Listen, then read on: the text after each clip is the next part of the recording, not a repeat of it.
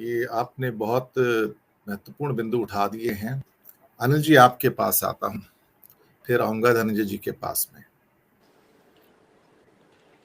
आजाद भारत में ये सरकार की रिपोर्ट कहती है 75 सालों में इतने धर्मस्थल नहीं जलाए गए जितने 2 महीने में मणिपुर में जला दिए गए। संख्या 250 से ज्यादा चर्च जलाने की है, 10-12 मंदिर भी जले, मैं आपको बता दूं। और ये तथ्य यूरोपियन यूनियन की जो संसद है उसमें भी पेश किए गए। यहां तो कहीं कोई एक आधा मंदिर ढहा जाते हैं तो उसके ऊपर ऐसी मुसीबत आ जाती है हिंदुस्तान में, आज में तो पता नहीं क्या तूफान आ गया है, धर्म का हमारा विनाश हो गया है।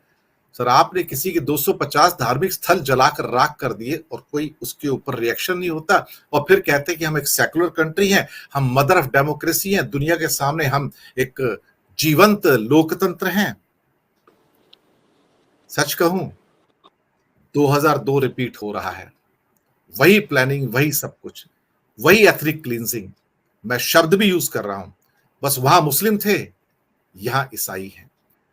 और जब 60,000 शरणार्थी उनके, जिनको बेसिकली कुकी, चिन और मिजो कहते हैं, एक ही प्रजाति, उनके अलग अलग नाम है, कुकी, चिन और मिजो, इनको मिला के जो कहा जाता है। और ये 3 देशों में है, म्यांमार में है, भारत में, बांग्लादेश में। इनका आपस में मिलना जुलना भी रहता है, ये शादियां ब्याह भी होते रहते हैं, अभी भी होते हैं। मैं आपको बताऊं, 60,000 शरणार्थी मिजोरम में, और मिजोरम के भी सारा वहां क्रिश्चियन से इतनी पॉपुलेशन है।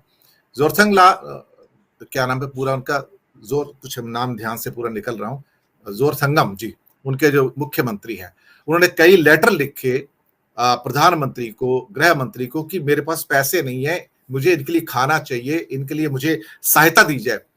अभी तक एक सहायता नहीं दी गई उनके द्वारा कि वो शरणार्थियों को कैसे पालेंगे, क्या करेंगे।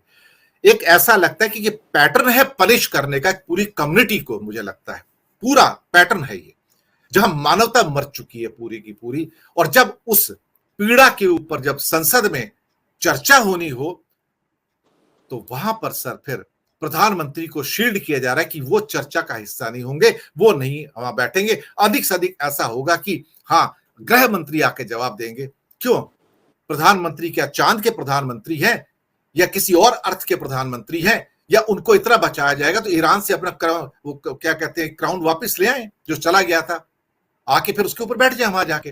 अगर उनको संसद में बैठना इतना अपमानजनक लगता है कि वो भीड़ है, तो मत बैठे आकर, वही वो करते आए हैं।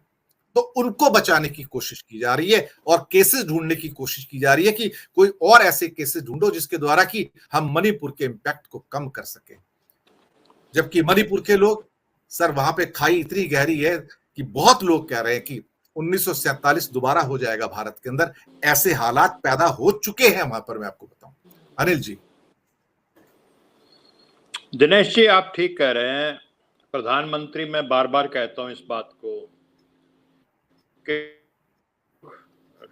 टाइप का एटीट्यूड रखते हैं कि अगर कोई इस तरह की घटना हो, कोई तूफान आए, तो अपना जो मुंह है वो रेत में गाड़ दो, तूफान निकल जाएगा, फिर रेत से अपना मुंह निकाल लेंगे बाहर।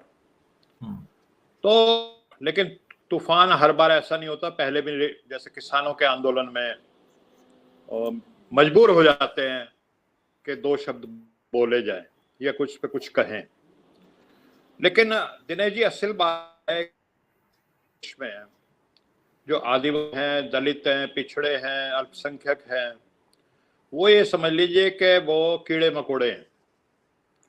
उनके साथ कुछ हो जाए, वो जो मीडिया जो है ये आप उठा रहे हैं, आपका दर्द है, आपका चेहरे पे भी आपका दिल का और आपकी रूह का दर्द नजर आता है। लेकिन ये जो आप देख रहे कि गोदी मीडिया किस तरह से एक पाकिस्तान से आई हुई महिला जो 4 बच्चों के साथ था जी, उसको चला रहा है, और इस तरह की जो घटनाएं पिछले इतने दिनों से हो रही हैं उस पर वो बात भी नहीं कर रहा। दिनेश जी, अगर इसी तरह की कोई घटना, मैं कहता हूं, पाकिस्तान में हो गई होती या किसी और देश में हो गई, तो अब मैं यकीन के साथ कह सकता हूं कि 24 घंटे हमारे मीडिया पे यही चल रहा होता कि देखिए पाकिस्तान में क्या हो गया, देखिए पाकिस्तान में कैसे लड़ रहे हैं लोग आपस में। आप समझ रहे मेरी बात को, मैं क्या कहना चाह रहा हूं।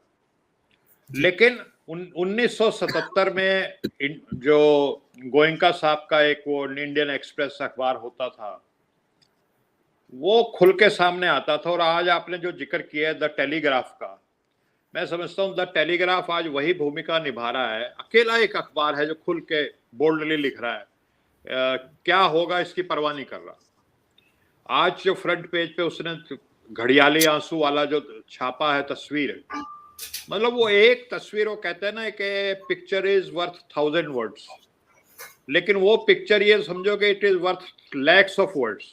सब कुछ कह दिया उसने, इतनी बड़ी बात कह दी उसने, इतनी लंबी, इतना मर्म जो था उस सारी बात का जो है पिछले उसका बता दिया।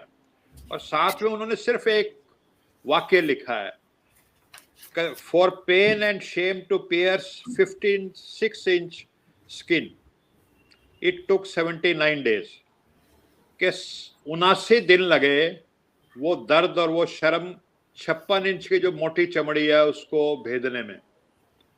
तो इससे बड़ी टिप्पणी क्या हो सकती है दिनेश जी?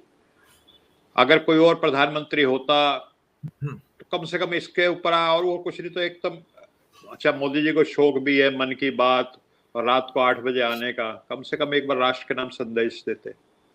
और किस महिला के साथ हुआ है दिनेश जी? वो महिला है जिसका पति भारतीय सशस्त्र सेना का हिस्सा था, जो आसाम रेजिमेंट में सूबेदार था, जिसने कारगिल का युद्ध लड़ा, जो श्रीलंका में इंडियन पीस कीपिंग फोर्सेस का एक सिपाही था, उसका जो सारी जिंदगी जिसने देश की रक्षा के लिए लगा दी। आप समझिए उसकी जब आंखों के सामने उसकी पत्नी के साथ ऐसा हुआ होगा तो क्या बीती होगी। और हम जो अपने सैनिक जो हमारे रक्षा के लिए जान की बाजी लगाते हैं, अगर उनकी पत्नियों को सुरक्षा भी नहीं दे पाते हैं, वो बॉर्डर पे है, उनकी पत्नी अगर मान लो शहर में है और हम उनको सुरक्षा नहीं दे सकते, तो हमारे लिए डूब मरने की बात है, हम पे लानत है, मैं समझता हूं।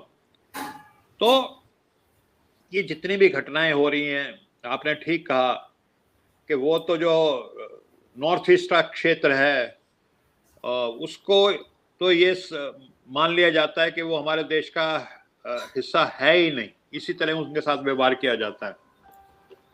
तो ये जितना भी होता है ना सर जी, हाँ आप देखिए गुजरात चुनाव होगा तो सबसे आगे मोदी जी आएंगे, टेलीविजन पे भी मोदी जी का चेहरा आएगा। कर्नाटक चुनाव हारेंगे तो फिर मोदी जी का चेहरा हट जाएगा, नड्डा जी का हो जाएगा। इसी तरह आप पार्लियामेंट में मोदी जी का नहीं होगा जवाब, आप बता रहे हैं कि भाई गृह मंत्री का हो जाएगा। तो इस तरह के व्यवहार से प्रधानमंत्री हमारे इतने महान देश का, जिसकी इतनी पुरानी परंपरा है और इतना महान देश है, और फिर हम हिंदू संस्कृति की बात करते हैं, हिंदू संस्कृति में ये सब होता है जी, ये है हिंदू संस्कृति। आप ये इस तरह की हिंदू संस्कृति ला रहे हैं, बहुत दुख की बात है दिनेश जी। शब्द नहीं है, मैं मतलब अपने कैसे बयान करूं अपने जो मेरी भावनाएं हैं, मेरे को उसके लिए उचित शब्द नहीं मिल रहे। बहुत मैं अपने आप को पुअर फील कर रहा हूं शब्दों के मामले में, इस सारी चीज को बयान करने में। लेकिन अब जो हो रहा है क्या कर सकते हैं हम, जो हमसे बन सकता है हम करेंगे। और लोकतांत्रिक देश है, जब मौका मिलेगा बटन दबाने का बटन भी दबाएंगे। जी दिनेश जी, फिलहाल इतना ही कहूंगा। जी।